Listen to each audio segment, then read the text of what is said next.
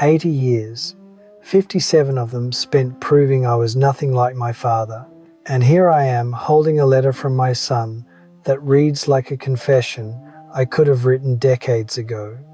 Same pain, same confusion, same damn cycle. 3 generations, 3 men, the same silence. My name is Thomas. I'm 80 years old. And last week I discovered that everything I swore I'd never become, I became anyway. You know what they don't tell you about running from your past? You run in circles, and eventually you end up exactly where you started. Except now you're old, and the people you are running toward, they're running from you. I have a son, Michael, 50 years old, California. We talk on Father's Day, Christmas, 10 minutes. Polite. We ask about health and work. We say goodbye. We say we should talk more. We don't. Last Tuesday, Michael sent me a letter, handwritten. My grandson Jake, 16 years old, packed a bag and left home after a fight. Won't come back. Won't answer calls. Michael doesn't understand what he did wrong, but I do, because I did the same thing to him and my father did it to me. So here's my question, and maybe it's yours too. How do you break a cycle when you're the last one left who remembers how it started? Pittsburgh, 1957. The world smelled like motor oil and cigarette smoke. My father, Frank, came back from the war different. That's what my mother whispered. I didn't know what before looked like, so this was just what fathers were. Quiet, hard, there but not really there. I am. Sunday mornings were ours though. The garage. Him under a neighbour's car, me handing him tools. Hours passing, with maybe 10 words spoken. But I lived for those mornings. The click of his wrench, the rare moment he'd pull himself out, grease on his face, and look at me. And nod. That nod was everything. My father had 3 rules he never wrote down, but I learnt them anyway. A man doesn't complain. A man doesn't cry. A man provides. Everything else? Weakness. I believed him. A founder. There was this Friday night junior varsity football. I scored my first touchdown. Ran off that field, searching the stands for him. There he was. Arms crossed. Our eyes met. He nodded, then turned and walked to the parking lot. I told myself that was pride. That was love in his language. I was so busy believing that story, I didn't notice I was learning how to be alone. At 23, we fought. I'd gotten into State University. Full scholarship. English literature. I wanted to teach, maybe write. He smoked half a pack on the porch before he spoke. Engineering. That's what you should study. Literature doesn't pay bills. But Dad, I didn't raise a dreamer, Thomas. I raised a man. I left anyway, packed my car in the dark, left a note. He didn't call. Not once in 4 years. When I graduated, I sent an invitation. He didn't come. Sent a card with $50 inside. No message. I swore I'd never be that cold. Fast forward to 1978. I'm 35, married. Working as an engineer, ironically, he was right about the money. And I have a son, Michael. When they put him in my arms, I whispered a promise. You will know I love you. And for a while I kept it. I was there. Birthday parties, bike rides, bedtime stories, t-ball games. I was different. I was better, wasn't I? Michael at 5, laughing on my shoulders. Michael at 7, bringing me drawings. Michael at 10, Dad, can we play catch? Not now, buddy. I've got a presentation tomorrow. Michael at 12 in his school play. I missed it. Business trip. My wife videotaped it. I watched it 3 months later on Fast Forward. See what happened? I was there, physically. But somewhere in my 30s, ambition took over. Partner track, corner office. I told myself I was providing. Better house, better schools, better future. I was giving him everything my father didn't give me, except I was giving him the same silence. Michael was 16 when I became my father, really became him. He wanted to quit basketball for theatre. I didn't even look up from my computer. Basketball looks good on college applications. Theatre doesn't. But Dad, I don't even like. You think the world cares what you like? Life is about discipline, not feelings. You need to toughen up. Silence. He stood in the doorway. That look in his eyes, the same one I must have had at 23. Something died right then. Yes, sir, he said. Closed the door so gently it barely made a sound. We were polite after that, like roommates. He went to Berkeley, as far as he could get. The day I dropped him off, he hugged me quick, obligatory. Thanks, Dad, for everything.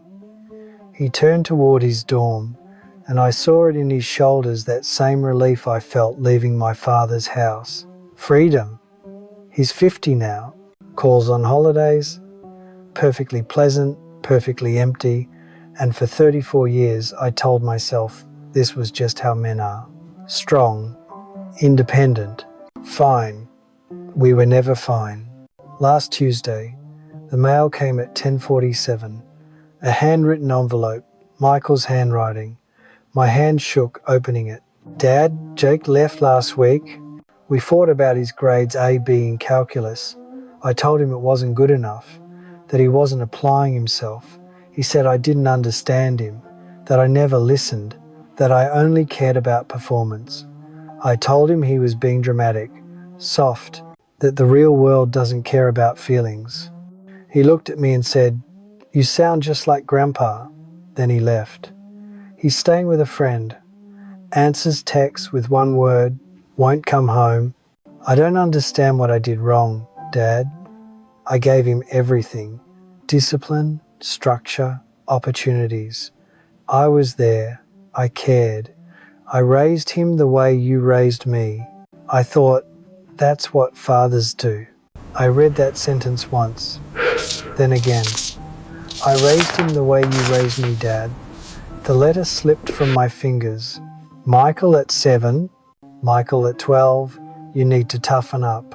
Michael at 18, walking away. Jake at 16, packing a bag. Me at 23, driving away from my father. 3 generations, 3 departures, 3 men who loved each other but never learned the words. I walked to my office, opened the old filing cabinet, found the shoebox, inside every card Michael sent as a child. Dear Dad, I love you this much. And at the bottom, a letter I wrote after my father's funeral. September 1999. Dad, I'm sorry I left. I'm sorry I didn't call. I'm sorry I couldn't say I loved you when you could hear it. We were the same. We just never knew how to tell each other. I never sent it. 2 letters, 2 generations, same regret.